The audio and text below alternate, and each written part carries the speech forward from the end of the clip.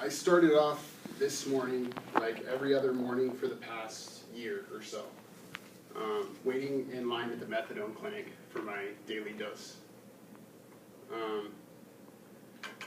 I started off taking prescription painkillers after a football injury in high school, and eventually I graduated to injecting heroin.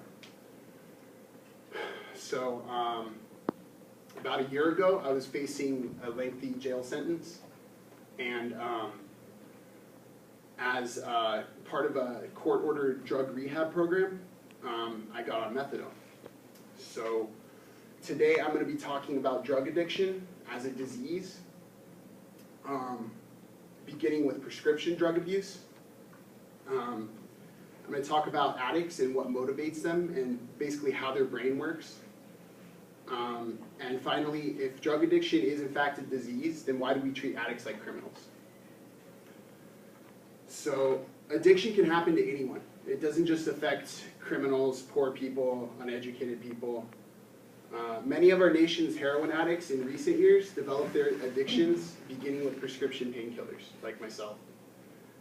Every single day in the US, 2,500 kids aged 12 to 17 tried prescription drugs for their first time. Prescription drugs account for 33% of all deaths from drugs, like in general. People believe that prescription drugs are safe because their doctor prescribes it to them. And that's just, it's a fallacy. 50% of teenagers believe that prescription drugs are safer than street drugs. It's just the stat to back that up. Drug addiction is a brain disease. Those who are genetically predisposed to addiction, either through exposure early on at an early age, hereditary genetic factors, or they suffer from things like depression, anxiety, PTSD, these people are much more likely statistically to become addicted. Addiction works by hijacking the neural reward pathways of the addicted individuals.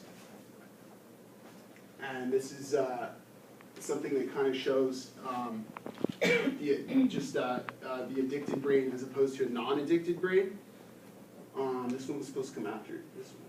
But this is how people communicate, this is how brain cells communicate. So the neurotransmitters, they carry dopamine, or they release dopamine.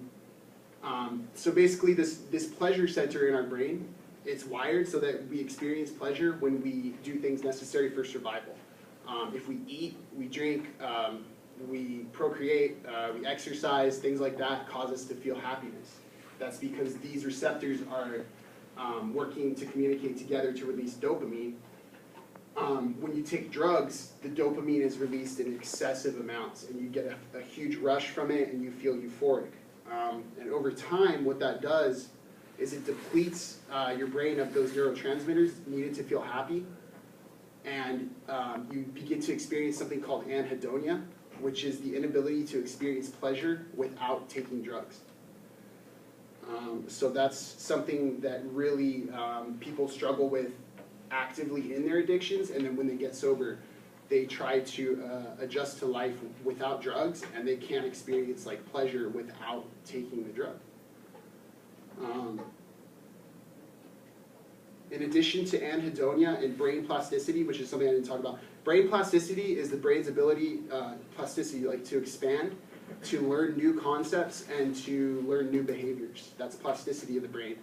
And through this process, your brain hardens in the sense that it's not able to expand anymore. And that's the difference between a healthy user and the drug user. The red is more active than yellow, so that brain is less active overall.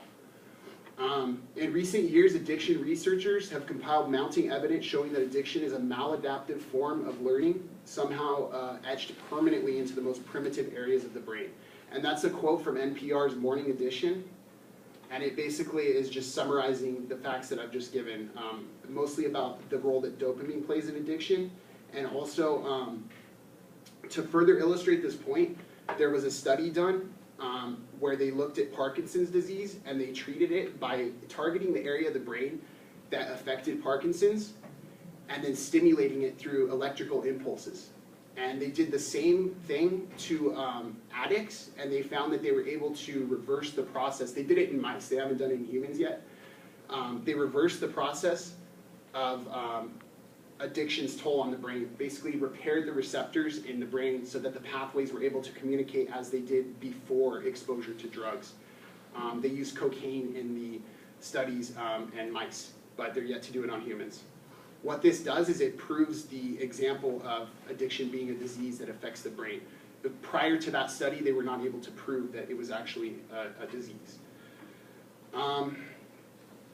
So according to the American Journal of Drug and Alcohol Abuse, over 1/3 of people questioned believe that heroin addicts deserve to go to prison for their addiction, while the same study concluded that the very same people, virtually none of them voted for alcohol-addicted people to go to prison.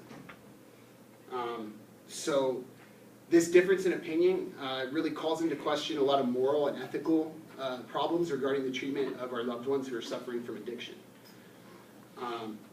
I've personally been affected by this, and I've been through the legal system many times. I have a criminal record, and that affects me when I'm trying to get a job. Like, I've been hired at places and then called back and said, actually, your spot's been filled.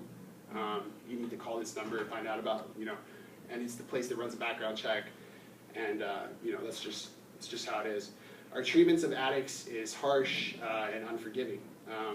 According to the NIDA, the National Institute for Drug Awareness, the annual cost of the war on drugs is nearly $700 billion in the US alone. $200 billion of that is spent on the tracking down, arresting, imprisoning addicts, and this is all money that could be better spent on rehabilitation, treatment efforts, and similar things, which goes back to the idea that we should be treating disease, or the disease of addiction, as something that can be treated, not punished. So in conclusion, addiction is a disease. The brain of the addicted person is affected tremendously, impairing their judgment and causing them to continue using drugs despite catastrophic consequences for those actions. If you know something's going to kill you if you continue to use it, yet you can't stop yourself from doing it, then that's obviously something that's more than just in your head, or something that, which is why we define it as a disease. Anyone can become addicted. Drugs don't care how smart you are, how good you are, how good your parents were, how well you were brought up. It does not distinguish. If you take a drug and you're susceptible to addiction, you become addicted. It's just how it works. And many people become addicted after starting with prescription painkillers legally and then move on to harder illegal drugs, and that is in no way safer, contrary to popular belief.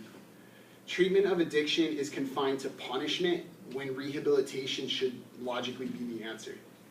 So knowing what we now know about addiction, how can we continue to imprison and punish those who cannot help themselves?